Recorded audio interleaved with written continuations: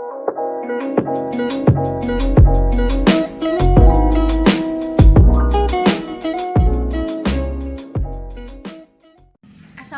warahmatullahi wabarakatuh. Perkenalkan, nama saya Nia Indrayani Tobuto, mahasiswa IAIN Perbankan Syariah kelas 4B. Di video kali ini saya akan menjelaskan tentang materi pemikiran ekonomi Islam pada masa Zaid bin Ali dan Abu Hanifah.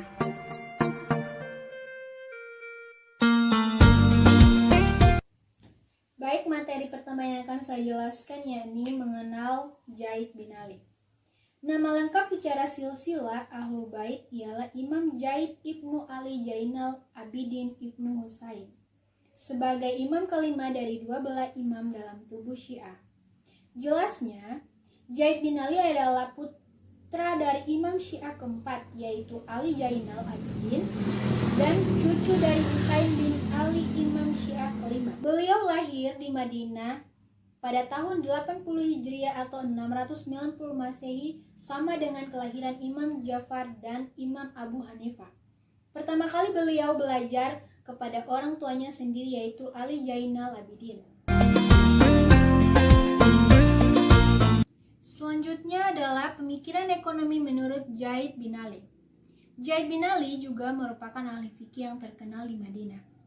Zaid bin Ali juga sebagai tokoh penggagas awal penjualan suatu komoditi secara kredit dengan harga yang lebih tinggi dari harga tunai. Beberapa pandangannya tentang isu-isu perekonomian yang telah dipaparkan oleh Abu Jahrah, Zaid bin Ali memperbolehkan penjualan suatu komoditi secara kredit dengan harga yang lebih tinggi dari harga tunai.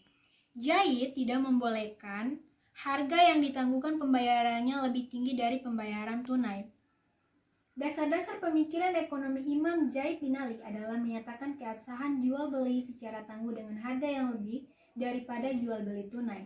Pemikiran ini menjadi salah satu pijakan mendapat tentang menetapkan kelebihan harga yang lebih tinggi pada jual beli secara kredit ataupun tangguh atau tertunda. Beliau tidak memperbolehkan harga yang ditangguhkan pembayarannya lebih tinggi dari pembayaran tunai, sebagaimana halnya penambahan pembayaran dalam penundaan pengambilan pinjaman. Setiap penambahan terhadap penundaan pembayarannya adalah riba. Tidak ada perbedaan antara pengucapan. Prinsipnya, jenis transaksi barang atau jasa yang halal kalau didasarkan atas suka sama suka diperbolehkan. Sebagaimana firman Allah dalam surat An-Nisa ayat 29, yaitu yang artinya, "Hai orang-orang yang beriman, janganlah kamu saling memakan harta sesamamu dengan jalan yang batil, kecuali dengan jalan perniagaan yang berlaku dengan suka sama suka di antara kamu." Jadi, penerapan ekonomi Islam dalam pemikiran Zaid bin Ali yaitu yang pertama, menurut Zaid bin Ali, transaksi kredit dapat dibenarkan selama masih dilandasi oleh prinsip saling ridho antara kedua belah pihak. Yang kedua, penjualan yang dilakukan secara kredit merupakan salah satu bentuk promosi sekaligus respon terhadap permintaan pasar. Yang ketiga, keuntungan dari penjualan kredit adalah kompensasi atas kemudahan yang diperoleh sekarang tanpa harus membayar tunai. Yang keempat, keuntungan dari jual beli secara kredit tentu berbeda dengan pengambilan keuntungan dari suatu penangguhan pembayaran pinjaman. Dan yang terakhir, menurut Zaid, uang tidak dengan sendirinya menghasilkan sesuatu. Ia baru akan dapat menghasilkan jika dan hanya melalui perniagaan.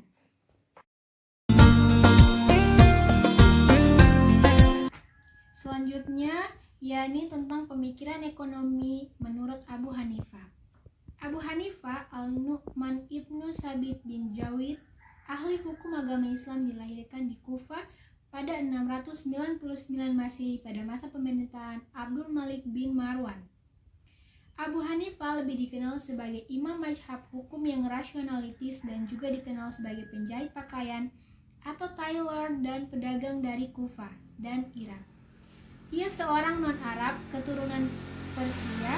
Kakeknya Jauti mengenalkan Sabit kepada Sayyidina Ali. Beliau menggagas keabsahan dan kesahihan hukum kontrak jual beli dengan apa yang dikenal dewasa ini dengan bai' al-salam dan al-murabahah. Abu Hanifah menyumbangkan beberapa konsep ekonomi, yaitu sebagai berikut. Yang pertama, salam. Salam yaitu suatu bentuk transaksi di mana antara pihak penjual dan pembeli sepakat bila barang yang beli dikirimkan setelah dibayar secara tunai pada waktu kontrak disepakati. Abu Hanifah mengkritik prosedur kontrak tersebut yang cenderung mengaruh pada perselisihan antara memesan barang dengan cara membayar lebih dulu dengan orang yang membelikan barang. Beliau mencoba menghilangkan perselisihan ini dengan merinci lebih jauh apa yang harus diketahui dan dinyatakan dengan jelas secara kontrak, seperti jenis komoditi, kualitas, waktu, dan tempat pengiriman. Beliau memberikan persyaratan bahwa komoditi tersebut harus tersedia di pasar selama waktu kontrak dan waktu pengiriman. Yang kedua yaitu murabahah, untuk menghilangkan ambigus dan perselisihan dalam masalah transaksi. Hal ini merupakan salah satu tujuan syariah dalam jual beli, maka beliau memberikan contoh murabahah. Dalam murabahah, presentasi kenaikan harga didasarkan atas kesepakatan antara penjual dan pembeli terhadap harga pembelian yang pembayarannya diangsur. Pengalaman Abu Hanifah di bidang perdagangan menjadikan beliau dapat menentukan mekanisme yang lebih adil dalam transaksi ini dan transaksi yang sejenis. Yang terakhir yaitu mujara'ah. Abu Hanifah sangat perhatian pada orang-orang yang lemah.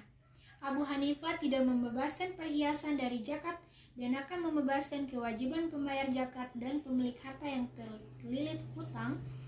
Beliau tidak memperbolehkan pembagian hasil panen mujara'ah dari penggarap kepada pemilik tanah yang tidak menghasilkan apapun.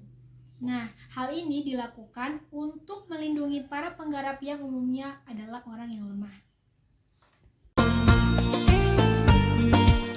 Baik, itulah materi yang dapat saya sampaikan. Semoga bermanfaat bagi